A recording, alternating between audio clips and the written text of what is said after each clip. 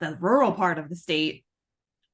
It feels more like retirement, like Yeah, that's like where everyone uh, like sails and goes fishing and crabbing all day and things like yeah, that, which, it's not terrible. that's not your zone. No, I'm in the more like city part of the state, but I grew up close to there actually, so I am Oh, quasi okay. familiar. Yeah. Well, Well, hi, nice to meet you. hi, it's nice to meet you. I'm so excited to talk with you about Bad Things. I just watched it this morning. I'm obsessed, and I also love Oh, Lyle. So I'm oh, really thank excited to chat with you and your work. you. That's So amazing. I know. So as a queer woman in horror, it is very exciting to talk to another queer woman working in horror. I It's love not it. we. It's a kind of opportunities are few and far between. So it's exciting to get this Well, opportunity. if you don't like my movie, who will?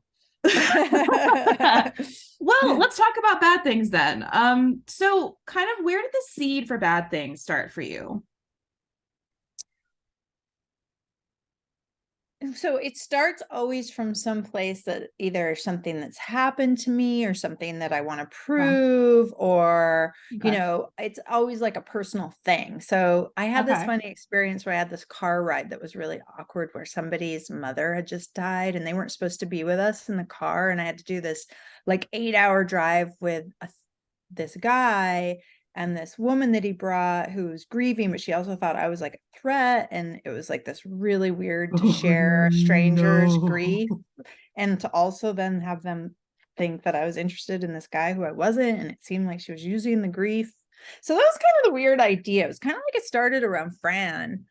That was kind of where the character started from. But then, Oh, cool. I always come back to motherhood, which really interests me, and all the kind of epic places and what that relationship is, how personal, like how it's like the first relationship you ever have. And I guess I think of it as sometimes being very spiritual or something, or Yeah. primal or epic, like Yeah, larger no, it than is life. though. So There's like so hard to describe that relationship you have with your mom. Like, regardless of what that relationship is, I feel like it contains so many emotions and angers and weird things. yeah, exactly. Yeah, so it's kind of like this, that's, I'm trying to Okay. prove to the world this feeling I have about motherhood. Well, and this is, I think, in your director's statement, this is the second in a trilogy that you're creating about motherhood, right? With is Lyle, I'm assuming, is the first one. Yeah, yeah. And then the third one is called Daughter, where I imagine it's sort of like it's always looking at it from a different view. So the first one was like my right to have a child, kind of. Yeah. This one is about the being the daughter and having the relationship. The third one is about being the mother and trying to be like, this is funny, but I think of like, what if like Beyonce was your mom? Like you had like this larger than I life don't woman even. as your mom. Like, would that be cool or not cool? And so she's not a pop star or anything, but she's just like charismatic and um funny and beautiful and like can do everything and artistic. And then she has this daughter and she doesn't want to repeat what's happened to her, so she becomes like the best mother she can, but they end up becoming like best friends. And so she's like, no, this isn't good either. So she's like trying, at the beginning of the film, she's trying to push her out of the way a little bit and say like, go make your own friends. But she doesn't mean like the weird hot sexy woman who moves next door who's like on her, has all these male models coming in and out. So she's like, she has sends her 13-year-olds off to make friends, but she makes friends with like a 40-year-old woman. And Okay, then it cool. becomes I'm like a excited for weird that. it becomes like a weird triangle, love That's triangle. amazing. That is amazing. Well, and so, I mean, obviously there's a lot of parallels with Bad Things with The Shining, with a lot of very key differences, but what's your relationship to The Shining? Like, when did you first see it? Was it when you were young? It's funny. My best friend from childhood actually flew in today to come see my film, of course, and support me. But she told me she read the book when we were 11 and she told me the whole story. And then I Oh, one read the of the, book oh, that's my and then she favorite. When you, watched the movie. Yeah, I heard beat by beat about Blue Velvet and The Shining before I saw them. hell yeah. That's amazing. So, what about it? Like, So I know, like, you again, reading your director's statement, you said it's kind of become like you kind of became obsessed with it. What about those themes kind of stuck with you in The Shining? Like, what about that work has been so affecting on you? Um, I think The Shining feels like a very patriarchal, misogynistic on crack, beautiful movie. Like, it's just like, we're gonna take what it's like to be a white dude and like go nuts with that. Like, I get the feeling he hates that his wife isn't beautiful. And I get the feeling that he thinks, slaughtering Native Americans to own America was kind of just what you needed to do, or that he's entitled to things. Yeah. This is the feeling I get. He talks about white man's burden and stuff. And, Yeah. for me, I think it's beautifully made. It's a spell of a movie. I don't understand it completely, and I just love it. But, like, I don't know. I didn't make this movie to set out to be The Shining, but I Oh understand the yeah. relationship for sure. Like, it's some compulsion I have. But so I think that, like, mine's a different world, but it's still allowing, like, our grievances to have, or our entitlements, or our unique, transgressions to have a place to go Yeah. nuts. Yeah. Well, and like you have this incredible core cast with Gail Rankin, Hari Neff, Red Pereira, and then Annabelle Dexter Jones. Just like an incredible cast of like queer people who are just like they all kind of seem like they don't like each other very much, but also really like each other. And I love that. Well, and like, but like you hit that, it hits that dynamic of friend groups where like everyone has weird relationships with everybody and you guys love each other, but there is these intricacies. And I wanted to hear more about writing those friendships and creating this like queer found family, but it's definitely got like some cracks in it, to say the least. And just hearing about how you created these dynamics between these characters. Well, I think it just felt real. I don't think I set out to do anything. I was like, well, you're in love with that person, but really you're in love with this person. This person would be healthier for you, but they're trying to hold on to you no matter what. And Yeah. it just sort of felt like life, and it had depth to it, and they were real people. And I think the driving force is Ruthie Nod, and she can't get over her mom, and until she does, everyone's in danger. And Fran's like the angel who's like, I've seen a lot of shit, but I'm the healthy one here, and I can help you out of this maze. But nobody, Yeah. in my mind, Ruthie Nod was really in love. Like, if she was able to just be her healthiest self, she would just be with Fran. Yeah. But she hasn't dealt with her demons yet, so. Yeah. Well, and again, like you're doing something that I'm really excited about, which is like a trend in horror where there's queer characters and they're allowed to be messy and be bad and be angry and do questionable things and not kind of put into like a trophy box that I feel like Mm.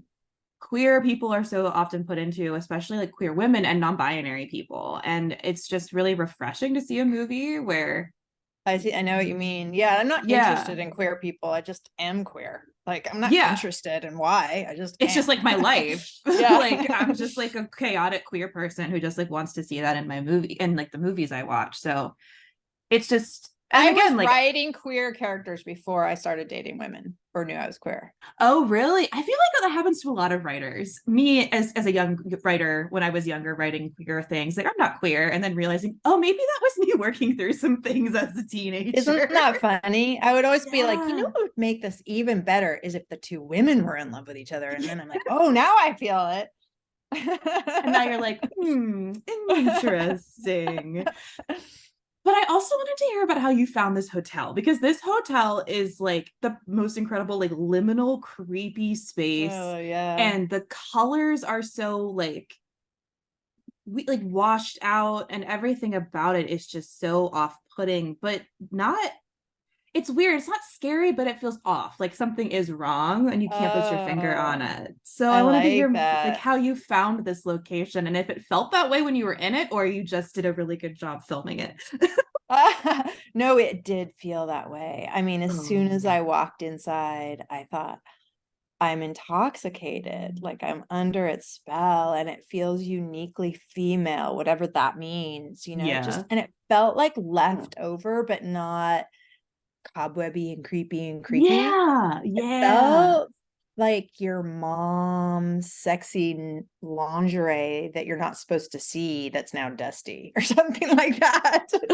Wait, that's such Like a weirdly good like metaphor or like comparison though. It is. it is a good one. I can feel Weird. it, but that's exactly what it felt like. Like you weren't, because it had been closed down.